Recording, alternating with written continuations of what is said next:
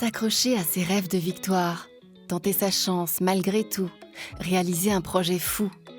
Plonger chaque mois dans la vie étonnante de Français qui ont réalisé leurs rêves alors que ce n'était pas gagné d'avance. Faire gagner les rêves des Français, quel qu'en soit le chemin, voilà la mission de FDJ.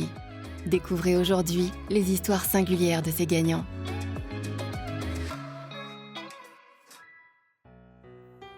On pense souvent qu'il est impossible de se reconstruire après un dramatique accident de la vie. Je l'ai cru. Mes proches l'ont cru. 21 ans plus tard, je suis convaincu du contraire. Je m'appelle Mickaël Jérémiaz et je vais vous raconter mon histoire.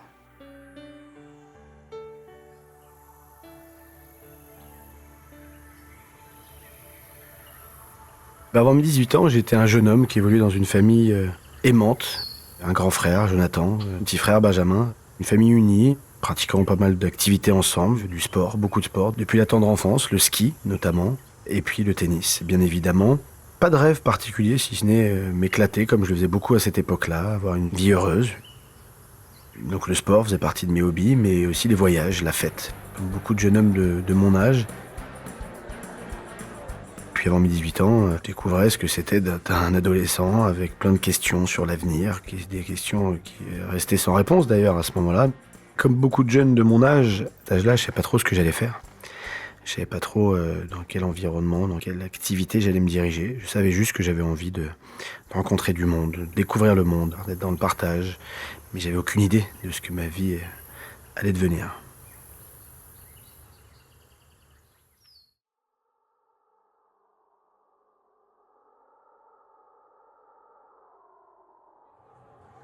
Le 7 février 2000, j'étais en vacances, comme chaque année, à la montagne avec mes parents, mes frères, mon oncle et ma tante, mes cousins. Et cette année-là, on retournait à Avoria pour la première fois depuis mes 2 ans. Et donc, 16 ans plus tard, on se retrouve dans cette magnifique station. Et le deuxième jour, on va skier en famille, comme on le faisait souvent, tous ensemble le matin, mais il fait pas très beau. Donc après cette matinée couverte, on rentre déjeuner, toute la famille, et nos parents et oncles et tantes, eux, décident de rester. Pas envie de skier dans ces conditions, mais nous, on est jeunes, on s'en fout. On a envie de profiter, donc on retourne skier l'après-midi, malgré les conditions météorologiques. Et on se réfugie finalement très rapidement dans un parc de surf. Les snowparks, les fameux snowparks qui sont réservés exclusivement aux snowboarders.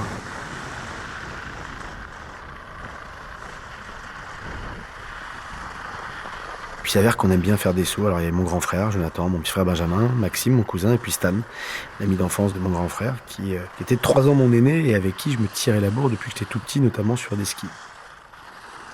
On était les plus casse-cous du groupe, et on se fait des sauts, et puis on s'amuse, et puis le temps passe, et puis on doit rejoindre nos parents. Et donc mon grand frère dit tiens, si vous voulez, Mick et Stan, avant qu'on rentre, vous avez qu'à faire un dernier concours de saut tous les deux.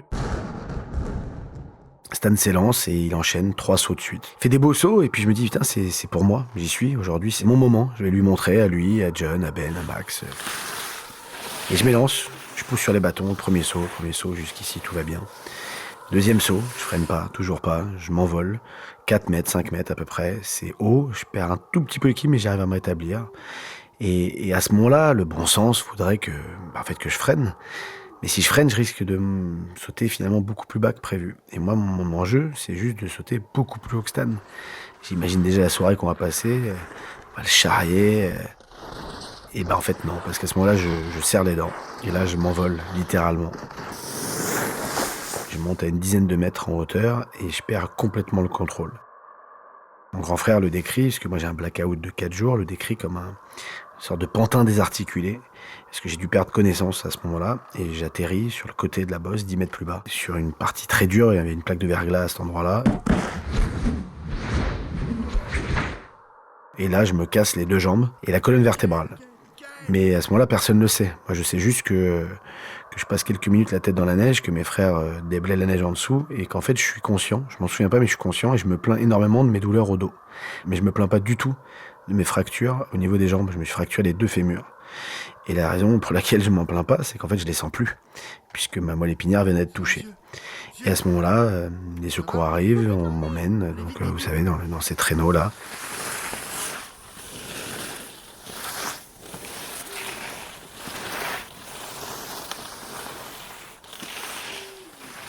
Et on m'emmène au centre de secours d'Avoriaz. On fait les premières radios. Mon grand frère appelle mon père en disant « Venez vite, Mick a eu un grave accident ».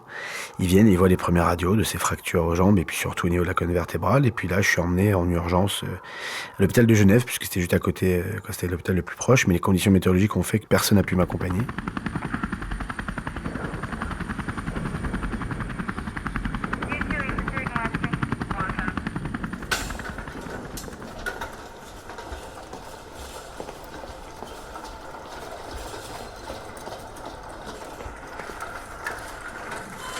Et je suis opéré toute la nuit pendant 9 heures pour justement fixer les fractures des fémurs et de la colonne vertébrale. Après ces 9 heures d'opération à l'hôpital de Genève, j'ai passé 4 jours en soins intensifs. Et le souvenir que m'a rapporté mes parents, mes frères, mon oncle et ma tante, c'est que j'étais sous haute dose de morphine et je me suis lancé dans une imitation de Marlon Brando, dans Le Parrain. Et tour à tour, j'appelais mon frère John, je fais « John, tu vas aller détruire la bosse. Stan, viens me voir. Tu vas aller tuer le directeur de la station. » Et je suis parti dans un délire comme ça, dont je me souviens pas. Et qui a eu comme conséquence, en fait, de lancer un fou rire. Un fou rire général, imaginé dans un endroit où, malheureusement, des gens ne s'en sortent pas d'un box à l'autre. On sait bien, dans ces moments-là, ce qui peut se passer. Et moi, à ce moment-là, je les fais rire. Et c'est peut-être le point de départ d'une reconstruction collective, l'humour, le second degré, l'autodérision.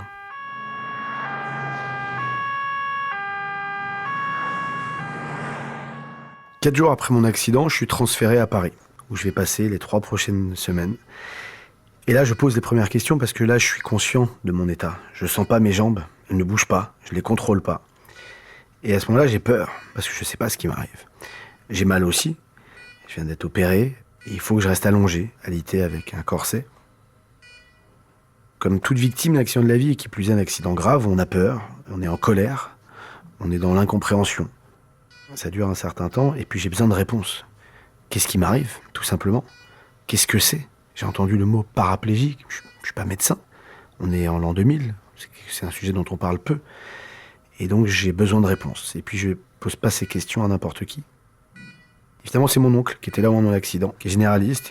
Et je lui dis, qu'est-ce qui m'arrive en fait? Je suis paralysé, est-ce que je vais récupérer? Qu'est-ce que c'est vraiment la paraplégie? Et puis là, on a une longue discussion. Alors il n'est pas neurologue, donc il ne sait pas. Est-ce que je vais pouvoir récupérer ou pas? Parce que je n'ai pas une section de la moelle épinière, j'ai une compression de la moelle épinière. Et il me dit que le fauteuil roulant risque de faire partie de ma vie, que je vais me lancer dans une longue période de rééducation fonctionnelle et qu'il va falloir être courageux et que les neurologues pourront m'en dire plus, que les kinés du centre de rééducation aussi, des gens plus expérimentés, mais c'est le premier à le verbaliser. Qu'est-ce que c'est? Voilà, le mot handicap, le mot paraplégie.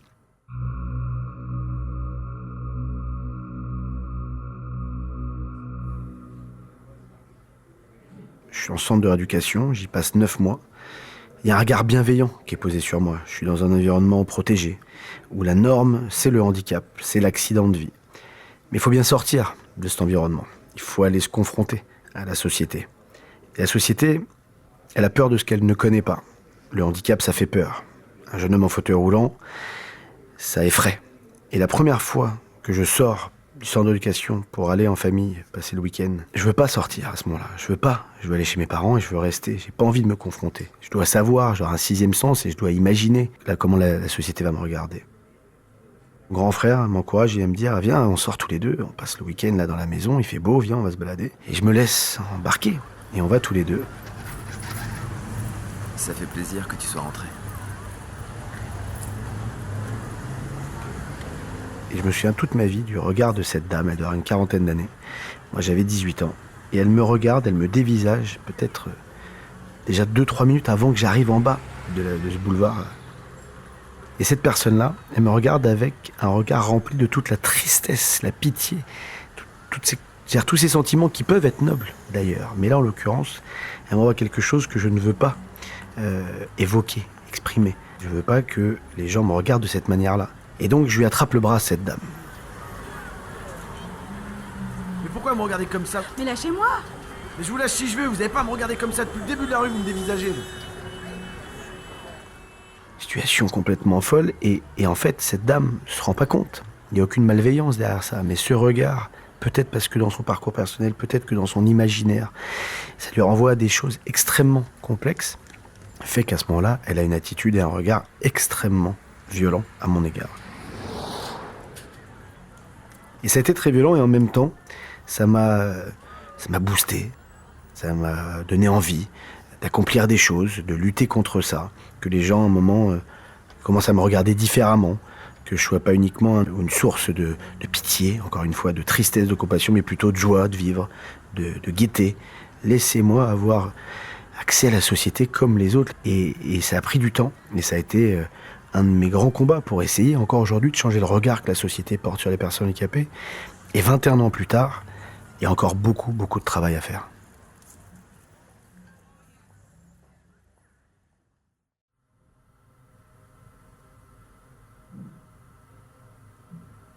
La première chose qu'on m'amène dans mon lit, dans ma chambre de centre d'éducation, je m'en souviens toute ma vie, c'était la kiné assistante et mon kiné titulaire.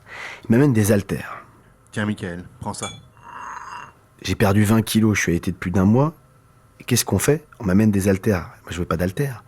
Moi, je veux qu'on m'aide à sortir de mon lit. J'ai envie d'essayer éventuellement de mettre un pas devant l'autre. J'ai envie de faire des choses. Et en fait, non. Je découvre en fait que du jour au lendemain, mes bras sont devenus mes jambes. Et qu'il faut que je remuscle ce haut du corps qui a été complètement atrophié. Il va falloir que je sois capable de me transférer. Nous, se transférer, c'est se mettre du lit au fauteuil, du fauteuil à la douche au fauteuil, du fauteuil aux toilettes, du fauteuil à la voiture, de la voiture au fauteuil. Mais tout ça, ça se fait pas juste comme ça, en improvisant. Du jour au lendemain, vous devez complètement reconstruire votre corps et qui plus est le haut de votre corps, qui n'a pas été fait pour ça. Notre corps est fait et capable de mettre un pied devant l'autre. On n'apprend pas à se déplacer à la force de ses bras. Enfin si, on apprend, évidemment. Mais ce n'est pas quelque chose de naturel. Donc le sport rentre dans ma vie de jeune en rééducation très rapidement. Et donc, des haltères, et puis du renforcement musculaire, et puis un jour on sort de la chambre. Je commence à me déplacer avec ce fauteuil roulant que je vois pas comme un ennemi. Quand un objet froid, un personnage, je le vois comme un outil de liberté. Et puis l'arrivée à la salle de sport, la salle de musculation. Une séance par jour, puis un moment 2 séances par jour, puis la natation.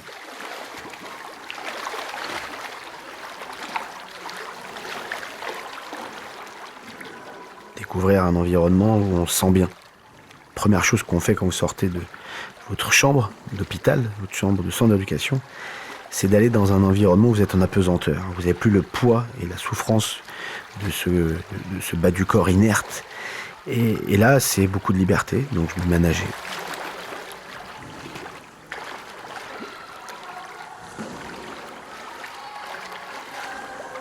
Une heure par jour, puis 2 heures par jour. Puis on fait du tennis de table, puis on apprend à faire du tir à l'arc, puis on fait des parcours en fauteuil. On se reconstruit comme ça. Le sport devient un outil pour reprendre confiance en nous, pour devenir autonome. C'est un enjeu de santé publique, nous on le sait pas à ce moment-là. Mais une personne en fauteuil roulant, sédentaire, a beaucoup plus de risques de maladies cardiovasculaires. Et ça, on le comprend plus tard. Mais ça naît à ce moment-là. Le sport, c'est pas moi qui ai décrété un jour, faut que je fasse du sport. On m'a amené ces haltères dans mon lit alors que je venais d'arriver depuis 24 heures dans mon centre d'éducation. Et ça a été le point de départ. Et je me souviens toute ma vie de regard de François et Delphine qui m'amènent ça et qui ont commencé à me reconstruire. Mais quand je dis reconstruire, comme un Lego cassé. Comme un Lego cassé qu'il va falloir à un moment remettre en forme. Et ils ont réussi à le faire. Ils l'ont très bien fait. Et ce qui a fait qu'après, je suis sorti de centre d'éducation. Je me plaisais à nouveau. C'était un passage obligé. Ce passage obligé d'apprendre à s'apprécier à nouveau, à se reconstruire. Comment imaginer, espérer qu'on me regarde différemment, que la société me redonne ma place, si moi-même je me déprécie au quotidien. Et le sport m'a aidé à ça. Le sport, l'autonomie. La capacité et non pas l'incapacité dans laquelle on veut nous enfermer. Je me suis rassuré pendant ces 9 mois au centre d'éducation. J'ai découvert des nouvelles limites que je n'ai cessé de repousser. Mais ça, c'était le centre d'éducation. La norme, c'était des personnes accidentées, des personnes abîmées. C'était moi la norme. Mais j'allais découvrir un tout autre monde, le jour où justement, j'allais enfin retourner à la société civile. Faire gagner le sport pour FDJ, c'est soutenir des champions dans leur rêve de médaille, pour eux et pour la France. Mais pas seulement.